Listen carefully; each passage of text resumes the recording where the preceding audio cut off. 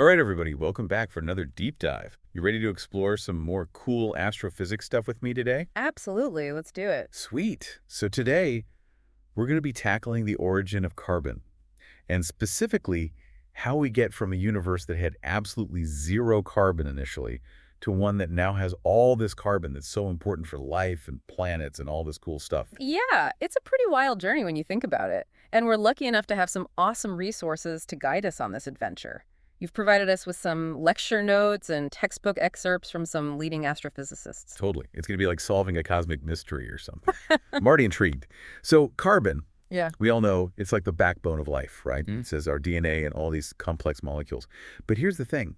The early universe, right after the Big Bang, it wasn't exactly a welcoming place for life. No, not at all. It was unbelievably hot and dense, like so dense that atoms couldn't even form, let alone the more complex molecules needed for life. It was basically just a sea of fundamental particles, nothing that could remotely support life as we know it. So how do we go from that crazy, chaotic soup to a universe that's full of carbon-based life? It sounds impossible. That's what we're here to figure out. It's a pretty amazing story. And it all starts with the Big Bang.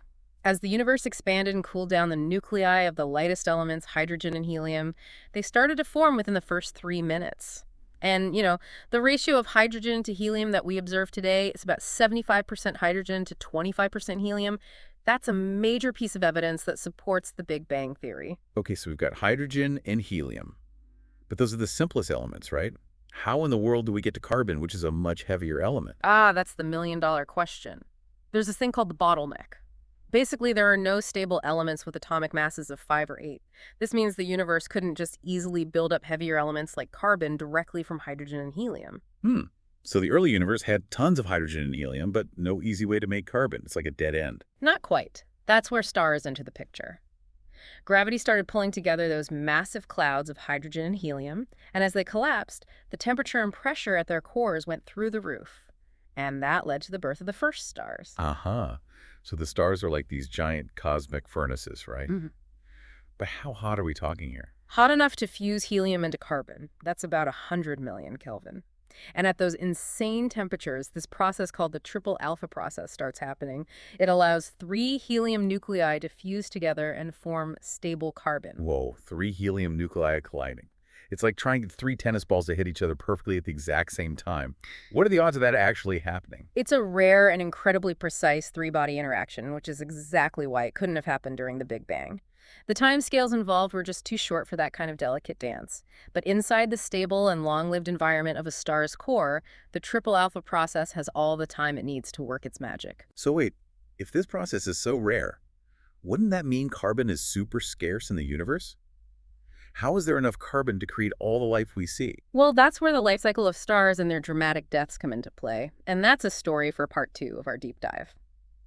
Stars are pretty amazing when you think about it. They don't just stop at creating carbon, they keep going, fusing lighter elements into heavier ones, like oxygen, for example, and all the while releasing incredible amounts of energy. It's like a gigantic nuclear reactor up in space. You said incredible amounts of energy, and I immediately thought of Einstein's famous equation, EMC2. So you're telling me that stars are literally converting a tiny bit of mass into this huge burst of energy.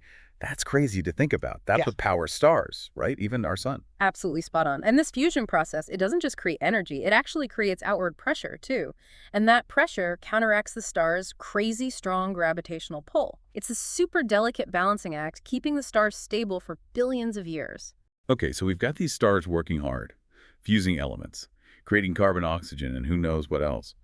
But how does all that stuff escape the star's intense gravity? I mean, we're here, right? Carbon-based life on a planet orbiting a star. So how did that carbon get here? That's where things get a little more dramatic. Let's talk about the death of a star. Because stars, like everything else, have a lifespan, and when a star reaches the end of its life, it can go out with a bang. Now we're talking, what happens when a star dies? Is it always a supernova? Well, the way a star dies depends a lot on its mass. The really massive stars, much bigger than our sun, they do end their lives in those spectacular supernovae. But for our carbon story, we're more interested in stars like our own sun.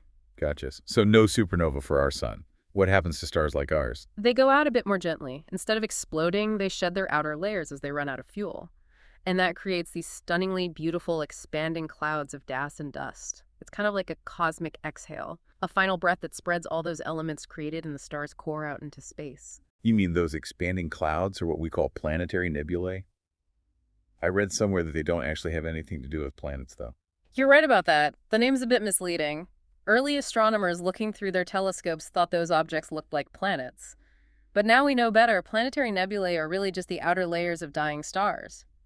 They might resemble planets at first glance, but they're really just remnants of stellar evolution. Wow, so those amazing pictures from the Hubble Space Telescope, the colorful glowing clouds of gas and dust, those are all just stars shedding their outer layers. Yeah. It's kind of poetic when you think about it. Stars create the building blocks of life, and then they scatter them across the universe. It's a beautiful and essential process. And as these planetary nebulae expand and eventually fade away, they enrich the space between the stars, the interstellar medium with carbon and other heavy elements. So the carbon that was trapped inside the star's core gets released and becomes part of the interstellar medium. It's like each star is planting seeds for new stars, new planets, and maybe even new life. That's a great way to think about it. And remember, even though heavy elements like carbon only make up about 2% of the universe's mass, that's still more than enough to form all the planets and all the life we can imagine. It's mind-blowing to think that the carbon in our bodies, the very air we breathe, it all came from stars that died billions of years ago. So there's this profound cosmic connection across time. It really is awe-inspiring. But this incredible journey, it brings up a pretty interesting question. Is this all just a series of lucky coincidences? The fact that stars can create carbon, that they die and spread those elements, it's almost like the universe was designed for life to emerge. What are your thoughts on that? I know, right? Yeah. It makes you wonder, could it all be pure chance, or is there something more, something we haven't figured out yet that's guiding the universe towards life? That's a question that has puzzled scientists and philosophers for a long time. It's at the heart of what physicists call the fine-tuning problem, the idea that so many seemingly random things had to line up perfectly for carbon stars and ultimately life to exist. It makes you think there might be a deeper meaning to it all. It's wild to think that we started with a universe with no carbon whatsoever. It seemed like a dead end for life. But here we are now, a universe full of this essential element, and it's all thanks to the life and death of stars. And that journey's still going on. New stars are being born, old stars are dying, and the cycle of carbon just keeps on turning. You know, as we've been talking about all this, I can't help but think about how many things had to be perfectly in place. It's not just about the triple alpha process, but all the laws of physics that control how stars are born and change. It's almost as if the universe was made for life to exist. What do you think? Well, that's exactly what physicists call the fine-tuning problem. It's this idea that all those fundamental constants of the universe, the laws that govern everything, seem to be set up perfectly for stars, galaxies, planets, and of course life to exist. I'm trying to grasp it all. Yeah. If any of those constants were even slightly different, we might not be here. It's a lot to process. It really is. Just think about it. What if gravity was a bit stronger? Stars would burn through their fuel so much faster. They might not even last long enough for life to develop on any planets around them. Or what if the electromagnetic force was weaker? Atoms might not even be able to hold themselves together. No atoms, no stars, no us. Exactly. The universe we see seems to exist within this tiny sliver of possibilities where life as we know it can actually exist. It's a profound thought, and it's led some to propose something called the anthropic principle.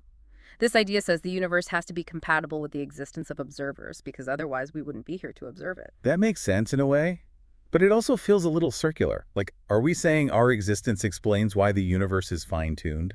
Not necessarily. The anthropic principle is more like a starting point for exploration rather than a final answer. Some physicists suggest there might be a multiverse, a huge realm with countless universes, each with its own set of physical laws. So we just happen to be in the universe that's just right for us. Yeah. It's a mind-boggling concept. It really is. And whether it's pure chance or some underlying principle we haven't discovered yet or something else entirely, the fine-tuning of our universe remains a huge mystery.